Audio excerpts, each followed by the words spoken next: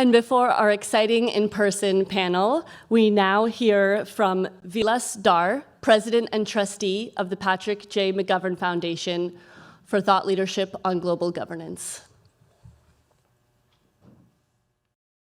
Hello, everyone. I'm Vilas Dhar, and I'm the president of the Patrick J. McGovern Foundation.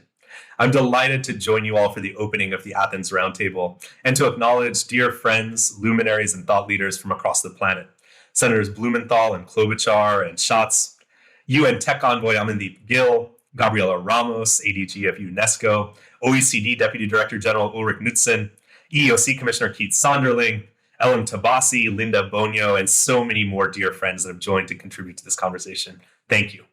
And thank you also to the entire Future Society team that now for multiple years have brought us together in a space for this critical conversation, and especially to Nico Mjalhe, who through your leadership have shown us exactly what it looks like to build cross-border, deep, conviction-oriented conversations about AI policy. I'm sorry I can't be with you in person. I'm recording these remarks from COP28 in the UAE, where we're leading a series of conversations on how we build new pro-social applications of AI for carbon reduction and climate effect mitigation. It's in that pragmatic frame of mind that I come to you today to share two thoughts on the current status of the policy regulation environment. First, the idea of the hare and the tortoise, the critical mobilization that's happened just in the last 12 months by policymakers and legislators around the world to step into a transformation of AI policy from abstraction to reality. And even as that actions happen, I think it's important to acknowledge also the tortoise. In my view, the practitioners of civil society, the humanists, the philosophers, the ethicists, who have been working on these topics for decades now, and have built a robust environment in which for us to have real conversations, not merely about doomerism or boomerism, but to think about the effects of how these tools will transform the human lived experience on this planet, to ensure that we balance dignity, justice, and equity with private sector interests, and to make sure that we build an environment in which new solutions can be built that advance core universal human interests. Even as we step into a public landscape that's defined by incredible new achievements like the Biden-Harris administration's new executive order and guidance that's come out of the OMB, the work that's happened recently at T7, at the EU AI Act, and at the UK Safety Summit, I think it's important to acknowledge that we're still deeply behind, that even as I name those efforts of primarily global North actors, 2.6 billion people across the planet remain offline today. The global North governments continue to dominate the conversation about our shared future, and that civil society, those very humanist philosophers and researchers that I mentioned earlier, are still struggling to find a seat at the table, one that allows them not only to participate in the conversation, but to shape the agenda. As you enter into the work of the next couple of days, I want to share with you my deep conviction and interest in hoping that you'll join me in thinking about meaningful inclusion of a global set of actors that form the bedrock of a human rights first approach to AI creation, to deployment, and certainly to regulation. As we see what's happening now with the EU AI Act, I think many of us share a deep and shared concern about the potential of a regulatory fracture. The idea that across many of these global North actors, we might see differing approaches that will lead to a confusing complex of jurisdiction and of differential approaches that will lead to broad-based confusion about how we develop these tools. It's important that we note that in the US, we have a disproportionate focus on big tech perspectives, that between the oversaturation of original kind of AI doomerism perspective that's now turned into limiting participatory mechanisms for civil society voices, that even as we do see continuing efforts around things like the Create AI Act or the push to create a national AI resource, we're still seeing imbalance towards private sector interests and the continuing idea that voluntary self-regulation will serve as a panacea for all of us.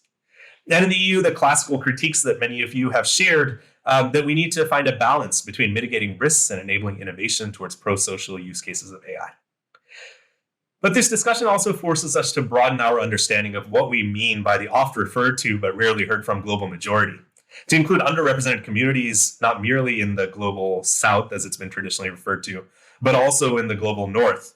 At an event earlier this year, I heard inspiring words from an Indigenous woman from Canada who acknowledged that she's often excluded from representation in both the global North by virtue of her Indigenous and tribal sovereignty, and from the global South because of her geographic positioning in the global North. It struck me that in the conversation about AI, these kinds of underrepresented populations that are typified by community identity, by social and economic exclusion that's been traditional and inherent, by voices that reflect a need for us to engage with the front lines of vulnerability still remain unheard. And yet I see silver linings. I see the work of groups like Indigenius, a group that brings together indigenous AI scientists across the global north to support the creation of indigenous capacity around building AI tools, and the participation in global forums like the Permanent Forum, where topics around AI are being brought into conversations that speak to sovereignty, to dignity, and to long-term equity. So we have an opportunity here, I think, to include a broad spectrum of global majority voices, but also to build policy that moves beyond regulating harms and begins to consider the role of government actors, of public sector entities, and of civil society in creating new conversations that create pathways for a new global agenda. I see three key points that we should consider. The first, even as we think about the specifics of AI policy, to continue to consider how we drive public investment in closing the digital divide, bringing broadband connectivity to everyone that includes things like closing the digital skills gap, and at the same time understanding that connectivity must be a precursor to any form of a global digital compact. The second, to recognize that AI policy plays a critical role in closing the data gap, something that's often discussed among practitioners in the space, but rarely shows up in policy environments. To acknowledge that there are fundamental facets and characteristics of the existing data environment, like the fact that we prioritize commercially viable data while deprioritizing data that often captures experiences of communities at front lines. To recognize that public investment is necessary to ensure that in scientific data that addresses new drug discovery or looks at health data for differential outcomes, that we must actually be investing in ensuring that we're collecting and using data to train algorithms that represents true global populations. And finally, the idea that policy mechanisms can be used to do more than simply regulate a limited set of private sector actors, but actually close the technical capacity gap across the global majority. To recognize that not everyone needs to be an AI expert, but we do need a diverse community of socially minded AI scientists helping communities and civil society changemakers build real and meaningful applications of pro-social AI. That it's in this work that we step beyond a conversation about the potential harms of profit-seeking actors deploying the tools that they want to build, and instead create an opportunity for communities to build the tools that they need to advance their own sovereignty and dignity.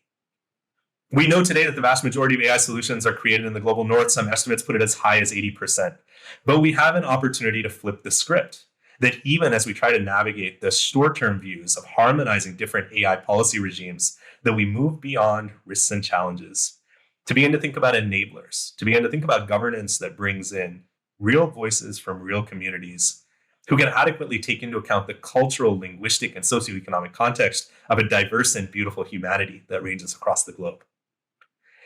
What I'm heartened by, even as we think about this emerging patchwork of regulatory approaches, including new rules on generative AI that are being put forward by the Chinese government, is the fact that there is an opportunity here for us to have a conversation about shared values. That we are not so far apart, even if our focus areas might be on different facets of an emerging AI regime. And if it is the case that we can start from shared values, then there might be a chance for us to examine policy harmonization, not merely across AI, but across a number of facets of the international regime that would lead to better economic, social, and political outcomes for all of us.